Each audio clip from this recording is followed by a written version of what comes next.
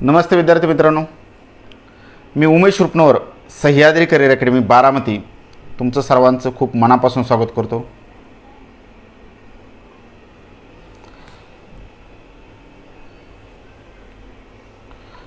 आवाज येतोय सर्वांना?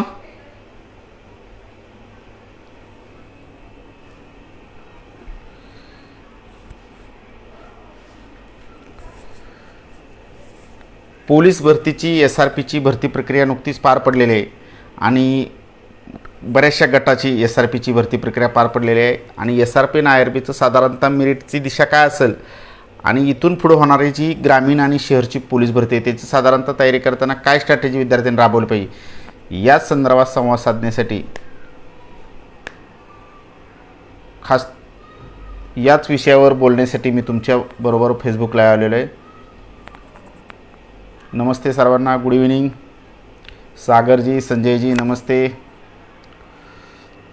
अविनाशजी, उमेशजी, सोनू जाधव नमस्ते, सागर नमस्ते, समाधान नमस्ते, सागर नमस्ते, आशुतोष नमस्ते, महादेव नमस्ते,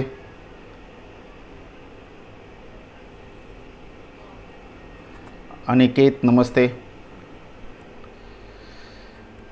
शीतल कांबळे नमस्ते, निलेशजी नमस्ते. आज खास आपण या मेरिटच्या संदर्भात आणि साधारणतः भरतीची दिशा कशी असावी किंवा काय पुढची स्ट्रॅटेजी असावी या संदर्भात आपण चर्चा करणार आहोत. बोलण्यासाठी मी तुमच्या बरोबर फेसबुक लाईव्ह आलेलो आहे.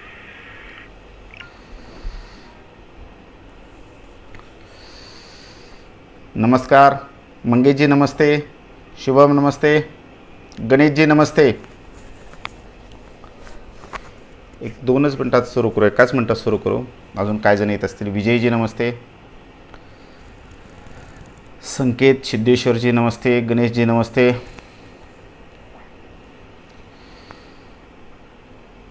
सुशीलजी नमस्ते, अनिलजी नमस्ते, सागर नमस्ते.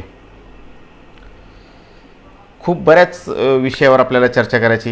एक जे काय महत्त्वाचं टॉपिक आहे तुम्ही जरी कमेंट करा तेही प्रश्न मी घेईल, पण बाकीचं जे सर्वच घटक आपण पाहणार आहोत. खास करून या भरती प्रक्रियेत सुरुवातीला बँडचे पेपर 2 झाले, कोल्हापूर आणि रत्नागिरी, आणि त्यानंतर SRPचं पेपर झालं. तर त्यातनं एक साधारणतः काय दिसून आलं त्यावरती पहिल्यांदा चर्चा करू. अभ्यासाची दिशा काय असली पाहिजे, अभ्यास कशा पद्धतीने केला पाहिजे, खूप महत्त्वाची गोष्ट आहे. कारण काय वाचावं हे ज्याला कळतं तो हमखास पोलीस होतो. बरेच विद्यार्थी मी पाहतो काय वाचावं हे कळलं पाहिजे. सगळ्यात महत्त्वाचं स्पर्धा परीक्षेत, कुठलीही स्पर्धा परीक्षा द्या, मी वारंवार हेच सांगत असतो की काय वाचावं हे कळलं पाहिजे. बऱ्याच वेळा विद्यार्थ्याकडे खूप गट्स असतात, खूप हुशार विद्यार्थी असतो, पण काय वाचावं हे कळत नाही आणि मग खूप अभ्यास करतो तो, पण दुर्दैवाने त्याला माहीत नसते की परीक्षेचा अँगल काय आहे, परीक्षेतला अँगल काय आहे तो ओळखता आला पाहिजे. काय वाचलं पाहिजे तर आपल्याला त्याचा फायदा होऊ शकतो. त्या गोष्टी खूप महत्त्वाच्या आहेत. त्यामुळे मला वाटतं की अभ्यास तर महत्त्वाचा, पण अभ्यासाबरोबर अभ्यासाची दिशा खूप महत्त्वाची आहे. दिशा जर भरकटली तर खूप सोपी असणारी पोलीस भरती अवघड होऊ शकते. आणि काय विद्यार्थी विनाकारण पोलीस भरती किंवा कुठली परीक्षा अवघड करतात. काय वाचावं हेच सगळ्यात महत्त्वाचं आहे. कारण नेहमी मी सांगतो की anything under sun is called general knowledge. सगळं जनरल नॉलेज आहे, पण परीक्षेला काय विचारलं जातं, कोणतं जनरल नॉलेज परीक्षेला विचारलं जातं हे अचूक ओळखता ज्याला आलं, ज्याला तो टायमिंग शॉट ओळखता आला, त्याला पोलीस होण्यापासून कुणी रोखू शकत नाही.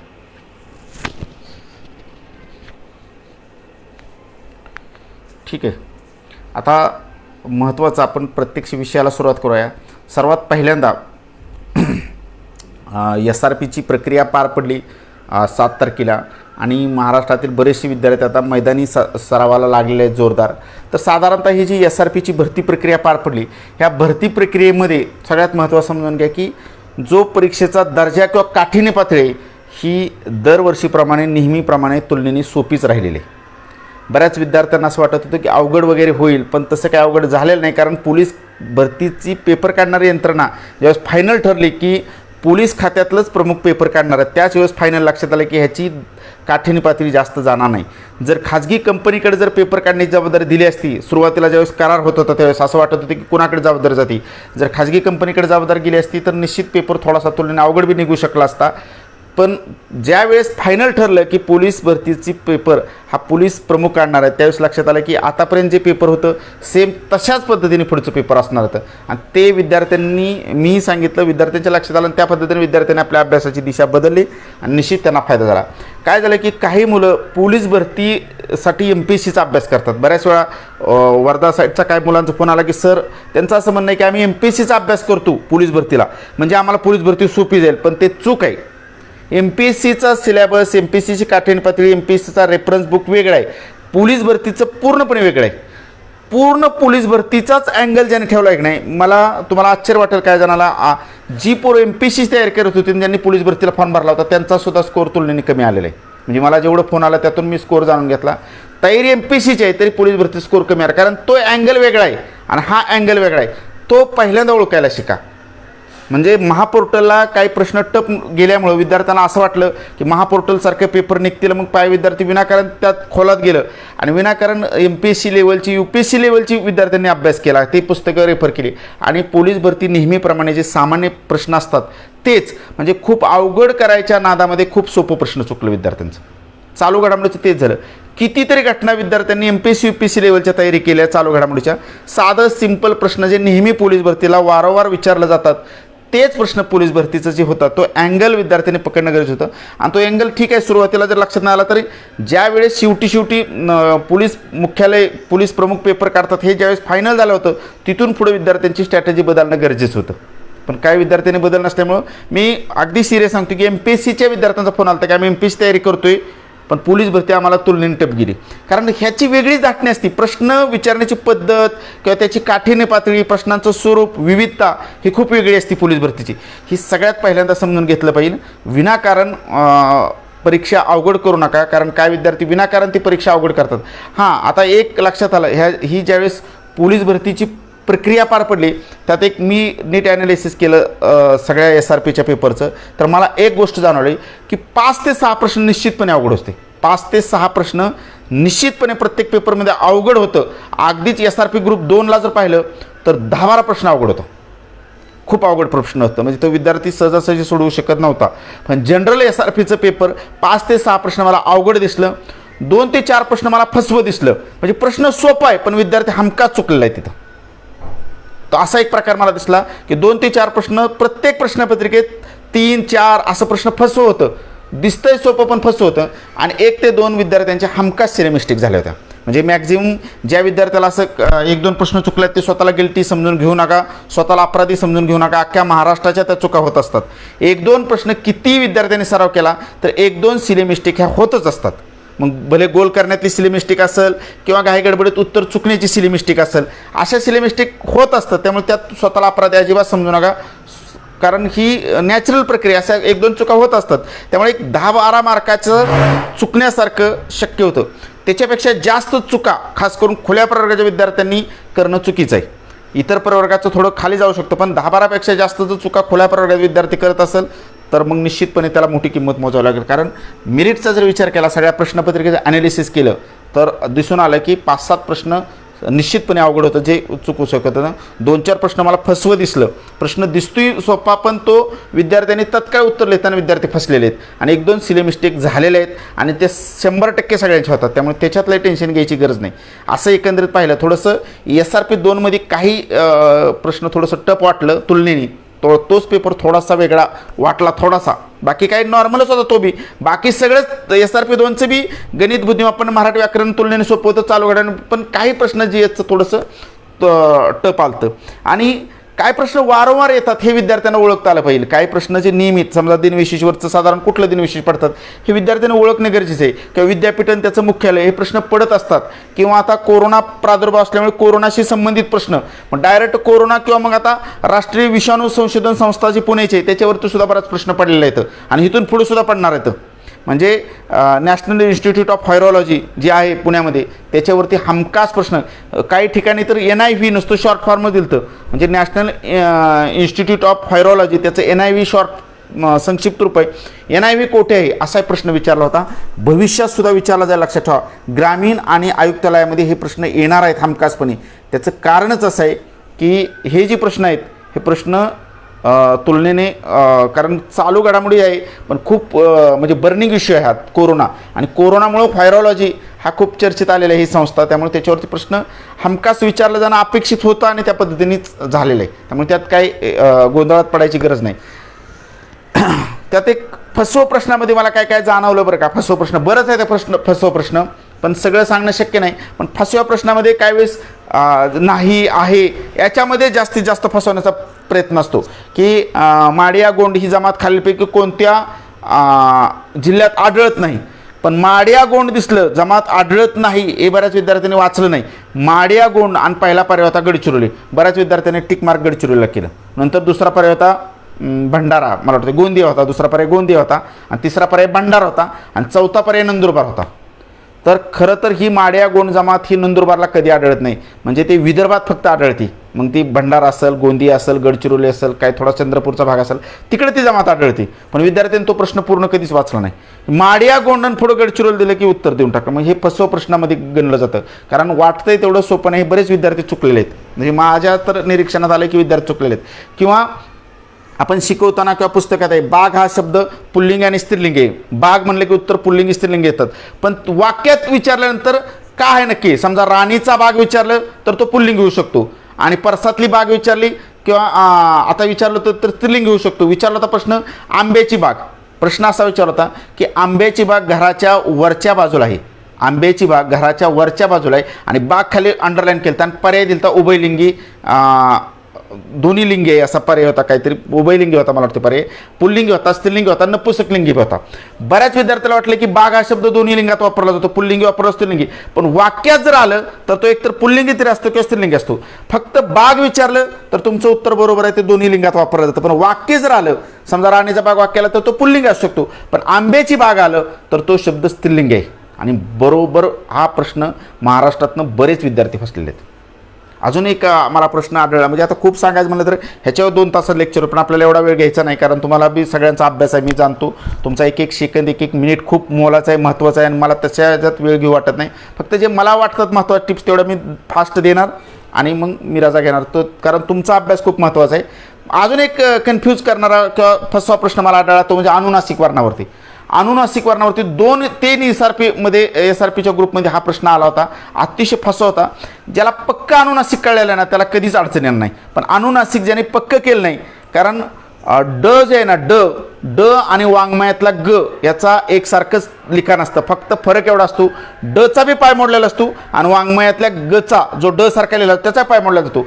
फक्त वाङ्मय शब्द आहे ना त्यातला जो ग आहे नाकात उच्चार होणारा, तो डच्या उजव्या बाजूला वर एक टिंब असतो बघा, डच्या उजव्या बाजूला एक टिंब असतो, तिथं पेन आणि वही नाही तुम्हाला कसं, तेवढाच फरक आहे.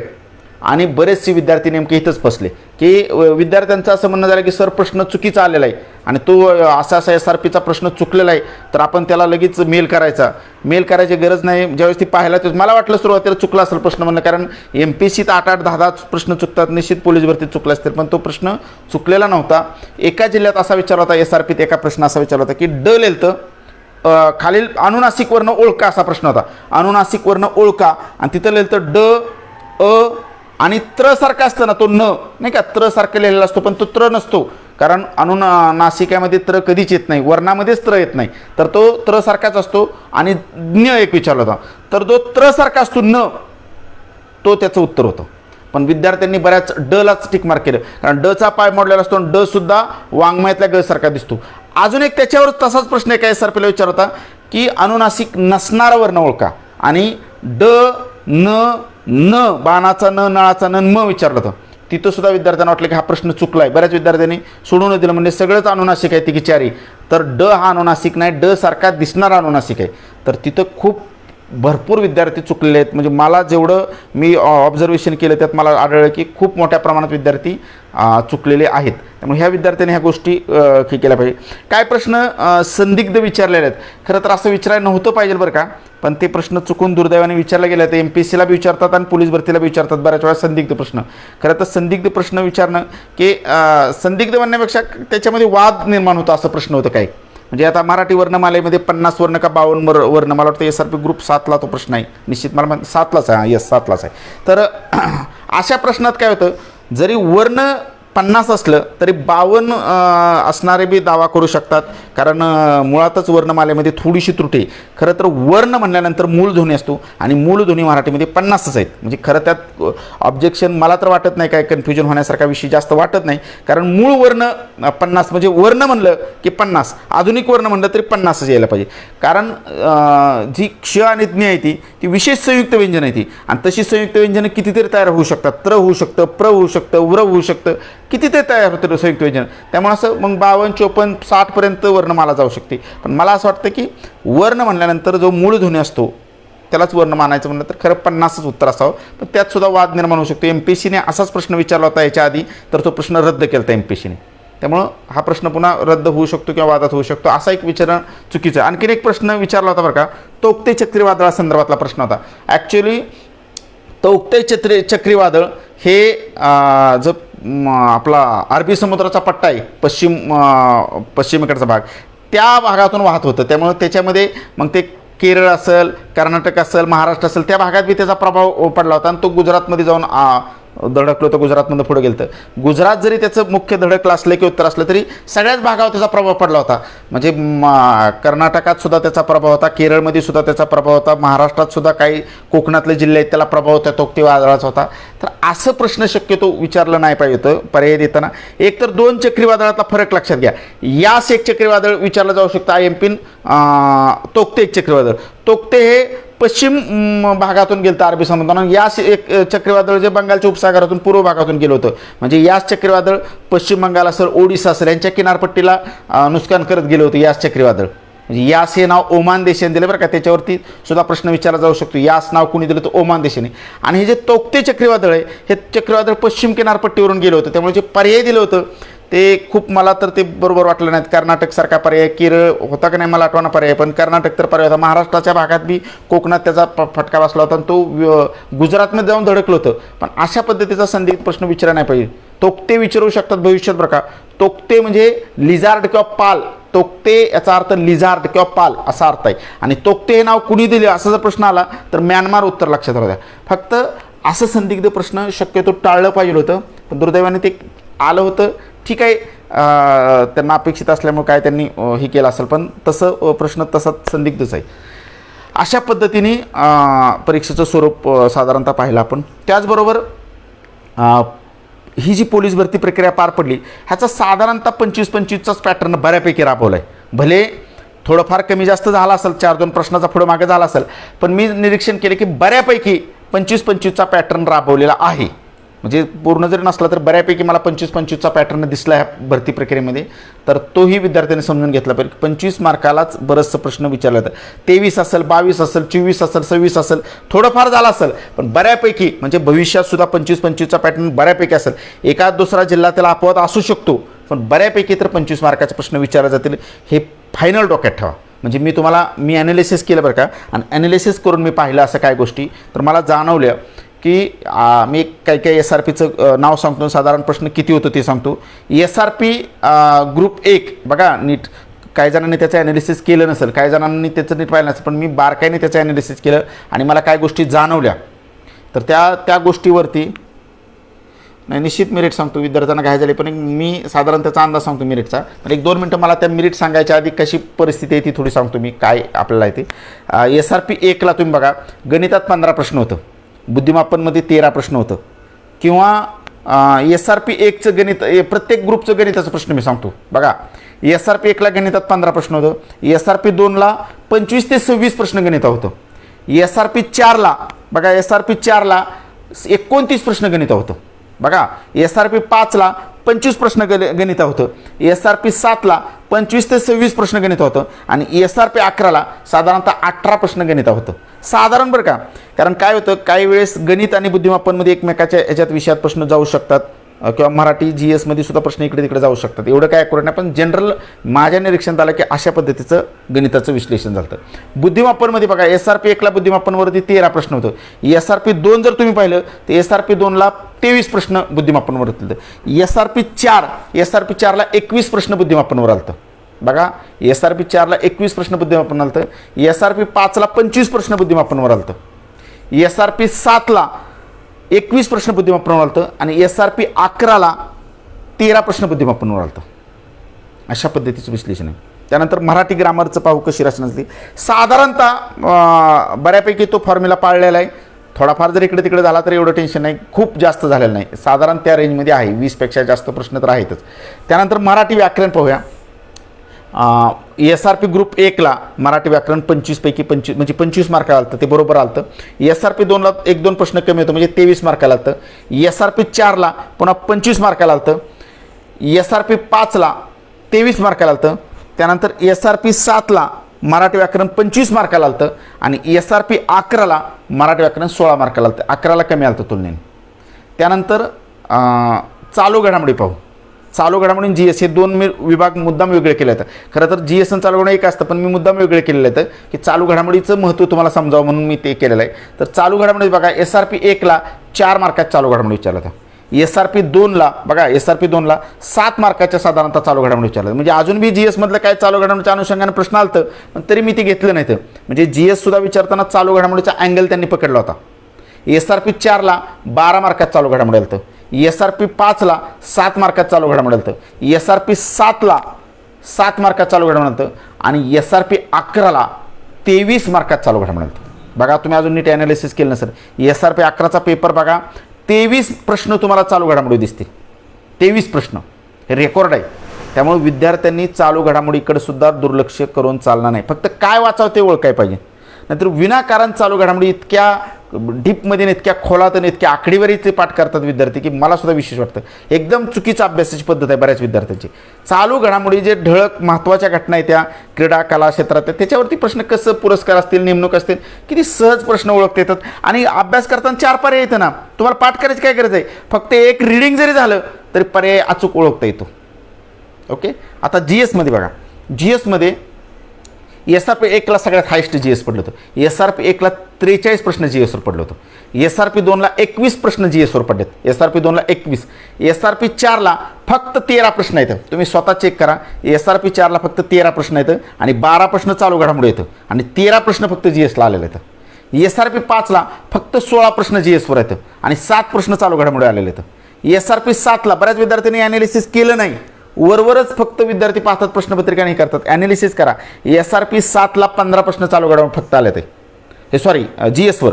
SRP 7च्या GSवर फक्त 15 प्रश्न आलेले आहेत. SRP 11ला 30 प्रश्न आले ते GSवर. म्हणजे चालू घडामोडी आणि GS जर स्वतंत्र केलं तर GSवर जे काही ग्रुप आहेत, समजा 2 नंबरचा ग्रुप आहे 21 प्रश्न आहेत, त्यानंतर 4 नंबरचा ग्रुप आहे 13 प्रश्न आहेत, त्यानंतर 5 नंबरचा ग्रुप आहे 16 प्रश्न आहेत, 7 नंबरचा ग्रुप आहे 15 प्रश्न आहेत. अशा पद्धतीचे कमी प्रश्न आलेत. म्हणजे चालू घडामोडीचं सुद्धा दुर्लक्ष करण्यासारखा विषय नाही, हे समजून घ्या. बऱ्याच विद्यार्थ्यांना, काही विद्यार्थ्यांना ती चालू घडामोडी आहे का GS आहे हे कळणार नाही. तर नीट समजून घ्या. मी सांगतो ते तुम्ही क्रॉस चेक करून बघा, मग तुमच्या लक्षात येईल की सर बरोबर आहे, तेवढंच प्रश्न आलेले आहेत. अशा पद्धतीने ह्या गोष्टी विद्यार्थ्यांनी समजून घेतल्या पाहिजे की बऱ्याच वेळा विद्यार्थी अभ्यास करताना बऱ्याच चुकीचा म्हणण्यापेक्षा दिशाहीन किंवा नको त्या गोष्टीला जास्त विद्यार्थी महत्त्व देत बसतात आणि मग त्यातून चालू घडामोडी, म्हणजे मी अतिशयोक्ती सांगत नाही, हे जी ह्याचं हे आपलं चालू घडामोडीचं जे पुस्तक आहे ना, ज्यांनी प्रामाणिकपणे वाचलं ना, खरंच ह्याच्या बाहेर चालू घडामोडी नव्हती. आणि मला दाखवा सर चालू घडामोडीचा प्रश्न अमुक अमक्या SRPला ह्याच्या बाहेर पडला होता, वेगळा पडला, काही वेगळं नव्हतं. एखाद दुसरा समजा ह्याचा असेल पेपर तरच SRP 2चा, नाहीतर बाकी तर मला सगळ्या घटना सापडल्या किंवा सगळ्या घटना माहीत आहेत. त्या चालू घडामोडी किंवा जे आपण YouTube फेसबुकला टाकतो त्याच्यावरतीच सगळे प्रश्न आलेले आहेत. त्यामुळे वेगळं असं काय करायची मला तर गरज वाटत नाही. चालू घडामोडी म्हणजे मी म्हणत नाही, पण तुम्ही मोठी पुस्तकं MPSCची वाचले तर खूप एका पानावर, म्हणजे एक घटना असेल तर त्याचे 3-3 पानं विश्लेषण असतं, ज्याची पोलीस भरतीला काहीच गरज नसती. म्हणजे मी जितकं विचारपूर्वक अगदी बारकाईने जे फापट पसारा टाळून हे चालू घडामोडीचं केलेलं आहे. हे जर सह्याद्रीचं चालू घडामोडी तुम्ही पुस्तक घेतलं, भले 10 जणात घ्या, पण हे पुस्तक येणाऱ्या परीक्षेला हमखास घ्या, कारण मी सांगतो त्याचा निश्चित फायदा होईल.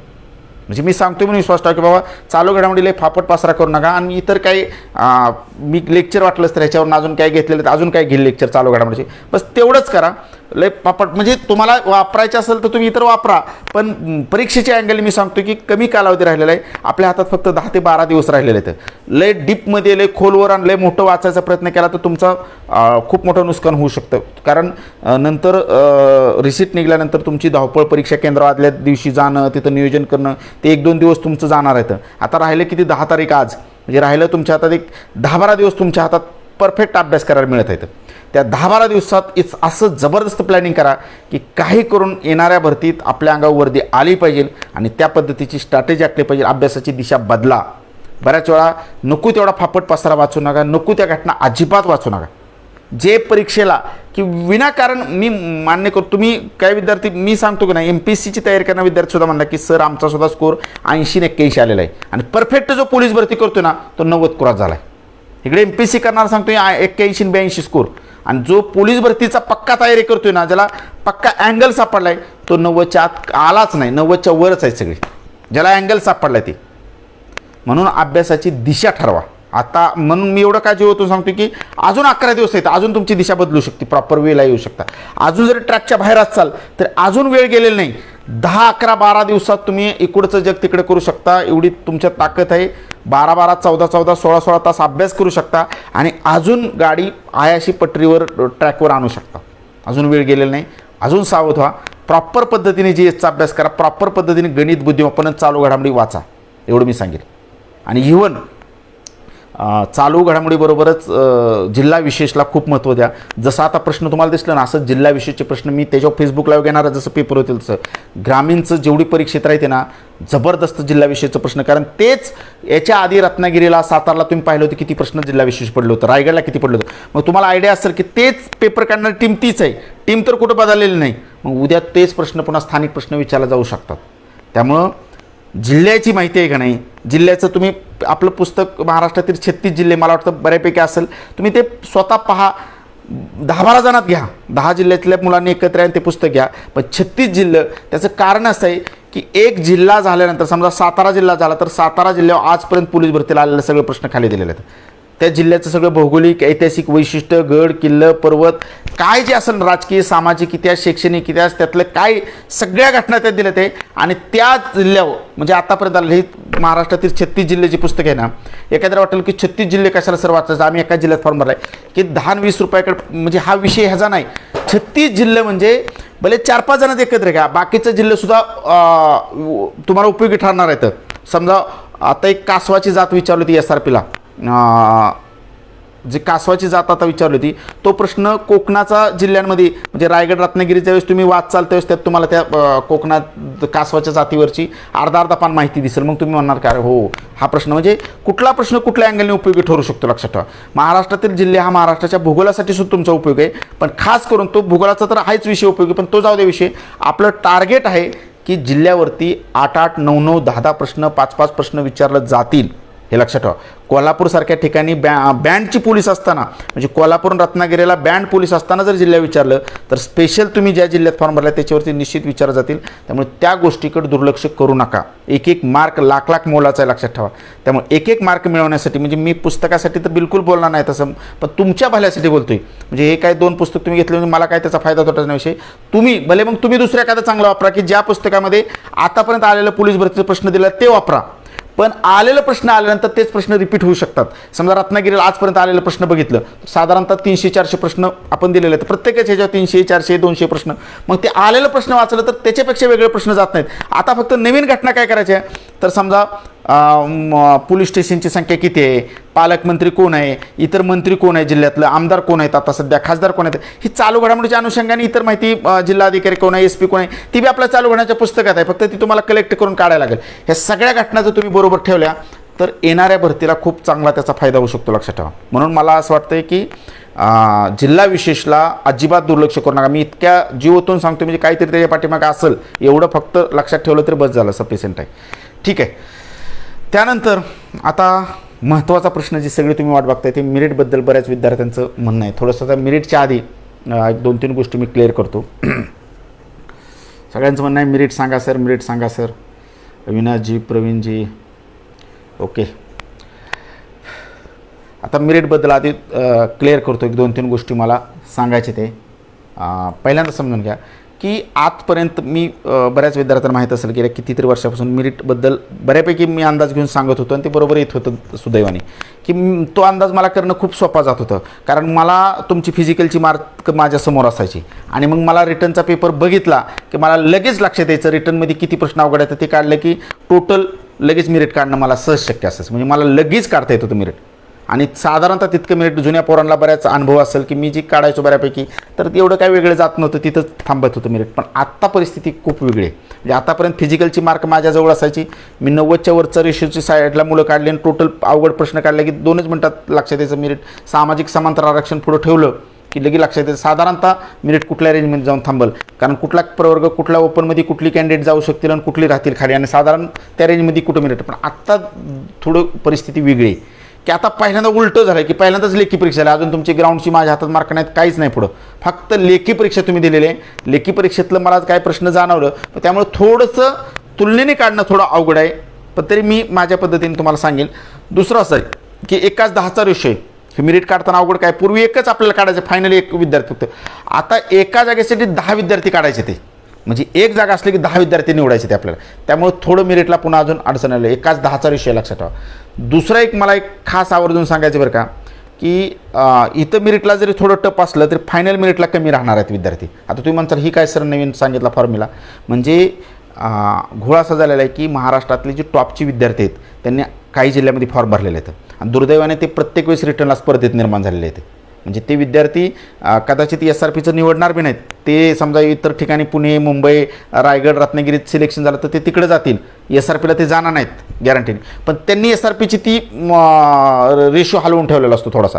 कारण त्यांचा दोष नाही, कोणाचा दोष नाही बरं, कारण सगळ्यांनीच ती कृती केलेली आहे, सगळ्यांनीच ते फॉर्म भरलेले आहेत. पण त्याच्यामुळे मेरिटवर थोडा परिणाम होत असतो. म्हणजे नंतर समजा SRPचं मेरिट लागलं तर नंतर पुन्हा मेरिट एक 8 दिवसांनी त्यांनी दुसरीकडे जॉईन केल्यानंतर मेरिट आपोआप खाली येणार बरं, काही लक्षात ठेवा. म्हणजे SRPचं फायनल मेरिट जरी लागलं तरी पुन्हा 3-4 मार्कांनी मेरिट खाली येणार, एवढं मी तुम्हाला सांगेल.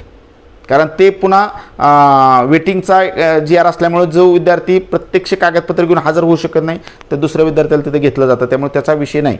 त्यामुळे वेटिंगचे विद्यार्थी, त्यामुळे आत्ताच्या मेरिटमध्ये वेगळी तफावत असेल पण फायनल जी मेरिट लागेल ना फिजिकल झाल्यानंतर त्याच्यामध्ये पुन्हा SRPचं मेरिट खाली येणार आहे. 8-10 दिवसांनी पुन्हा मेरिट तुम्हाला खाली आलेलं दिसेल. त्यामुळे विद्यार्थ्यांनी लई टेन्शन घ्यायची गरज नाही. मेरिट निश्चितपणे कमी लागेल SRPचं नंतर टप्प्यात.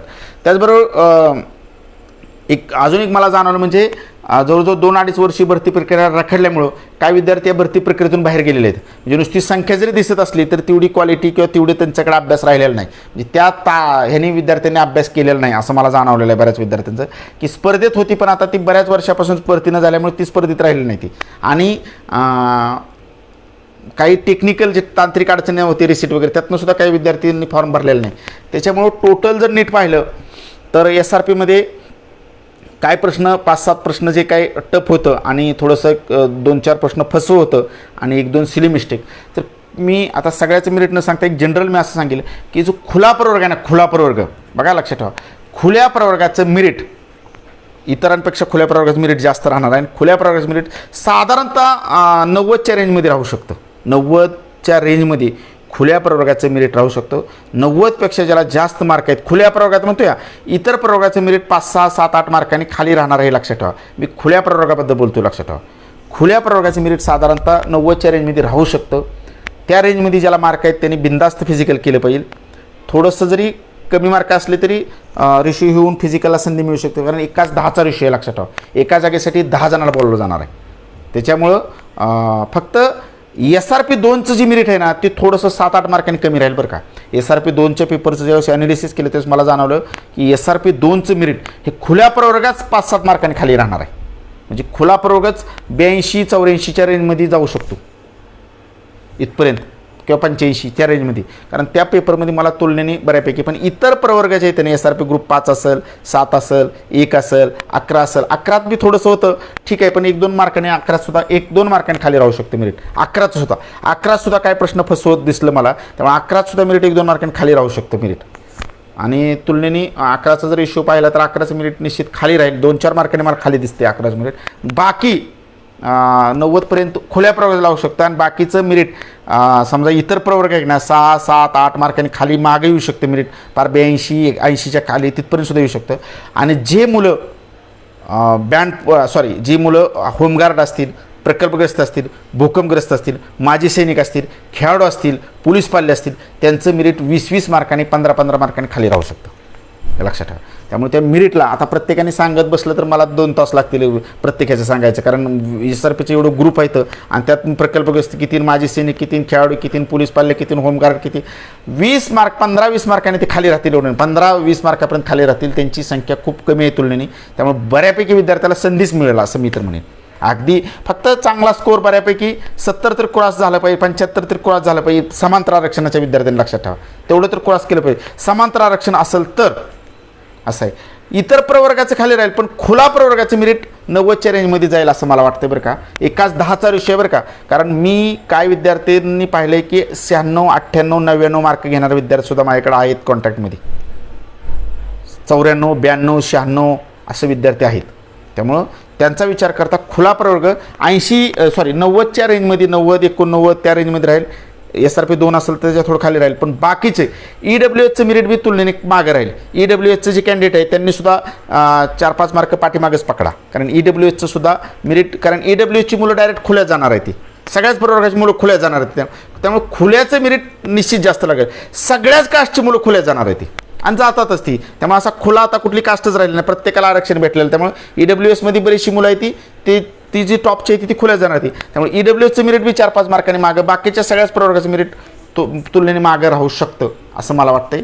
त्यामुळं मला असं वाटतं की अशा पद्धतीने ज्याचा स्कोअर चांगला आला आहे असं वाटतंय ना, त्यांनी बिनधास्त फिजिकलची तयारी लागा.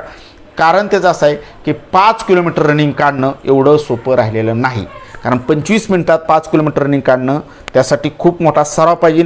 मॅरेथॉन रनिंग म्हणजे आठवड्यातनं लॉंग रनिंग असेल, टेकडी असेल किंवा तुमचं रॅपिटेशन असतील, सतत सराव. 5 किलोमीटर डोक्यात ठेवा. 5 किलोमीटर बघा, मला खास करून फिजिकलच्या बाबतीतलं महत्त्व सांगायचं आहे की फिजिकलमध्ये तुम्ही 5 किलोमीटरला पैकीच्या पैकी मार्क घेतली पाहिजे ह्या स्पर्धेत टिकायचं असेल तर. गोळाफेक जाईल 8.50 मीटर गोळा टाकायचा, 7.26 किलोचा गोळा असतो ना, 8.50 मीटर टाकायचा. तो गोळाफेकमध्ये शक्यतो आउट ऑफ घ्या, एका दुसरा मार्क गेले चालेल, पण जास्तीत जास्त प्रयत्न करा आउट ऑफ घ्यायचा. स्पर्धेत राहायचं, खूप स्पर्धा मोठी आहे, आउट ऑफ टाकणारे, गोळा टाकणारे बरंच कॅन्डिडेट. त्यामुळं ह्या तुमच्या हातात जे काही 10-12-15 दिवस राहणार आहे तर त्याच्यात पूर्ण डाएट असेल, व्यायाम असेल, डिप्स असेल, टेक्निक्स असेल, ह्या सगळ्या शिकून घ्यायचे ते आपल्याला कमी कालावधीमध्ये. आणि गोळासुद्धा शक्यतो आउट ऑफ घालायचा. 100 मीटर रनिंग आहे जी 11.50 सेकंदात कव्हर करायची असते, तिथं मात्र तुम्ही किती जरी सराव केला तर तुमची 2 मार्क धडाक्याला उडण्याची शक्यता दाट असते. तिथं पैकीच्या पैकी मार्क घेणारा लाखात एखादा, म्हणजे खूप कमी दुर्मिळ एखादा असू शकतो, कारण तेवढं टायमिंग जुळू शकत नाही. त्याला लय तो फिनिशिंग मारू शकतो, मिडल डिस्टन्स चांगलं करू शकतो, मग स्टार्ट त्यात जुळला पाहिजे. म्हणजे इन्स्ट्रक्टरने ऑन युअर मार्क सेट आणि त्याचा क्लॅपर आणि तुमची उसळी त्याच सेकंदात झाली तर मग चान्स लय थोडा चान्स. टॉपचा विद्यार्थी त्याचं स्टेपिंग वगैरे चांगला असेल, रनिंग चांगलं असेल, हँड मुवमेंट चांगले असेल तर तो मिळवू शकतो. अदरवाईज तिथं 2 मार्क जाऊ शकते. इथं म्हणजे अगदी 96पर्यंत मार्क घेण्याचा जास्तीत जास्त प्रयत्न करा. 98पर्यंत मी तर म्हणतो घ्या. आणि काही विद्यार्थ्यांनी नीट जर व्यवस्थित 100 मीटर टायमिंग सेट केलं तर 100पैकी 100 घेणार आहे. आणि 100पैकी 100 घेतल्यानंतर त्याला रोखू शकत नाही कोण, तो टॉपलाच बसला असा आहे. त्यामुळे तो फिजिकलसाठी वेळ किती भेटेल असं प्रश्न विचारतो. वेळ खूप कमी भेटणार आहे लक्षात ठेवा. एक साधारणतः 15, आत्ता सेकंड आन्सर की लागेल, आज उद्या सेकंड आन्सर की लागेल. सेकंड आन्सर की लावलं की डायरेक्ट मेरिट लागणार आहे आणि मेरिट लावलं की फिजिकलची तारीख डिक्लेअर होणार. एक 10-15 दिवस लय झालं, 10-12 दिवस लय झालं, 10-12 दिवस बस, त्याच्यापेक्षा जास्त संधी मिळणार नाही. त्यामुळे त्या खूप कमी कालावधी, काही विद्यार्थी विनाकारण कमी कालावधीमध्ये जास्त पळतात आणि एखादी इंजुरी करून घेतात. तसलं अगोरेपणा अजिबात करू नका. आपल्या बॉडीचा नीट अंदाज घ्या, त्यानुसार फिजिकल सराव करा. शक्यतो आता डांबरीवरचा सराव जास्त करू नका, कारण डांबरीवरचं पुन्हा सीन पेन किंवा इतर प्रॉब्लेम निर्माण होण्याचा धोका असतो. त्यामुळं एकदम अलर्ट राहा. फक्त ग्राउंडवरचा सराव चालू करा. ग्राउंडवरचा सराव करताना अचानक आता तुम्ही 10-12 दिवस अभ्यास केलेला, अचानक लय रनिंग करू नका, नाही तर 5 किलोमीटर काढायचं म्हणून लगेच ती 10-12 किलोमीटर पळत सुटेल, पुन्हा इंजुरी वाढेल.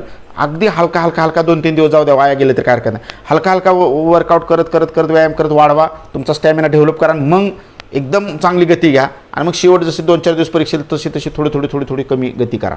एकदम प्रॉपर पद्धतीने NTC SR काय ॲक्युरेट सांगायचं म्हणजे प्रत्येक प्रवर्गाचं सामाजिक आरक्षणात V N T B N T C N T D S B C O B C लय आणि एवढ्या 11 म्हणजे एस आर पी ग्रुप 1 2 4 5 7 11 किती एवढ्या ग्रुपचं नाही एवढ्या सामाजिक समांतर आरक्षणाचं शक्य होणार नाही सांगणं. पण निश्चितपणे तुम्हाला जास्त सांगणं नाही एवढ्या 5 दिवसात मेरिट लागणार आहे. त्यामुळे लय टेन्शन घेऊ नका. अगदीच कुणाला आवश्यक असेल तर मग लयच टेन्शनमध्ये एखादा असेल तर फोन करा मला. का टेन्शन घेऊन एवढं सांगणं मी तर शक्य होणार नाही, लक्षात ठेवा. अगदी लय टेन्शन असेल तर फोन करा. बाकी काय एवढं हे करू नका. अभ्यासावर लक्ष केंद्रित करा. फिजिकलला घाई गडबड करू नका आत्ताच, नाहीतर कसं फिजिकल माझं कवर म्हणून काय विद्यार्थी अगोदरच सराव करायला जातील आणि काहीतरी इंजुरी करून घेतील. अजिबात तसलं करू नका. रिलॅक्समध्ये डाएट प्रॉपर घ्या. मोड आलेलं कडधान्य, दूध, अंडी जे काय तुम्ही घेणार आहे ते प्रॉपर डाएटचा तक्ता बनवा, त्यानुसार सरावाला लागा. अजिबात मला काय समजा ना बी एक जण करते काय प्रकार आहे तो समजा ना. फी किती अशा पद्धतीने सराव केला तर फी किती आहे तो संस्थेला फोन करा. संस्थेचा नंबर आहे 9767 100 476 9767 100 476 नंबरला फोन करा. इतर काय तुम्हाला विचारायचं असलं तर विचारू शकता. नवीन भरती कधी आहे असा प्रश्न विचारला आहे. गृहमंत्र्यांनी कालच सांगितलं की लवकरच नवीन भरती प्रक्रिया आम्ही राबवणार आहे. तर त्यांचं स्टेटमेंट आहे, काय वैयक्तिक कुणाचं नाही स्टेटमेंट. गृहमंत्री एक जबाबदार असतात त्या खात्याशी संबंधित, त्यांनी स्टेटमेंट दिलेलं. त्यामुळे पुढच्या विद्यार्थ्यांनी तयारी करायला काय हरकत नाही. बस ठीक आहे. मला वाटतं आता जळगाव एस आर पी कधी होणार. आता जळगावची एस आर पी आणि जळगाव त्याला आता म्हणू नका. जळगावमधून तो एस आर पी ग्रुप कधीच बाहेर पडलेला आहे. कुसडगाव जामखेडमध्ये आलेला आहे, लक्षात ठेवा. काय विद्यार्थी जळगाव एस आर पी म्हणतात ते चूक आहे. ते एस आर पी कुसडगाव लक्षात ठेवा. आणि अकोल्याचा ह्या एस आर पी ग्रुपची जी परीक्षा आहे ती गौरी गणपती झाल्यानंतर होणार आहे. साधारणतः 20 तारखेनंतर त्याचं शेड्यूल लागेल. आपण आपल्या फेसबुकला त्याचं शेड्यूल टाकू लागल्यानंतर. त्यामुळे त्याचा आत्ता काय करू नका. तुम्हाला जे काय अजून जर समजा एखाद्याने त्याच्यात कमेंट केले तुमची मार्कांती, तरी मी मोकळ्या वेळात तुम्हाला ते सांगेल येस और नो, तेवढ्या ह्याच्यात मी कमेंट करेन. जरी तुम्हाला काय वाटत असेल तुमची कास्ट आणि मार्कही करा, तेवढा मी कमेंट एखादी करून सांगेल बाबा तुम्हाला. पण मला असं वाटतं की तुमच्या लक्षात आला असेल मुद्दा काय आहे ती. चालक भरतीसाठी पुस्तक आपले ते नोट्स जे झेरॉक्स ते वापरा आणि इतर काय मार्केटला पुस्तक आहे ती वापरा. तर तेवढं जर केलं तर भरपूर झालं. बाकीचा तर पेपर हाच आहे. फक्त ड्रायव्हिंग क्षेत्राशी संबंधित प्रश्न असतात तेवढंही करा.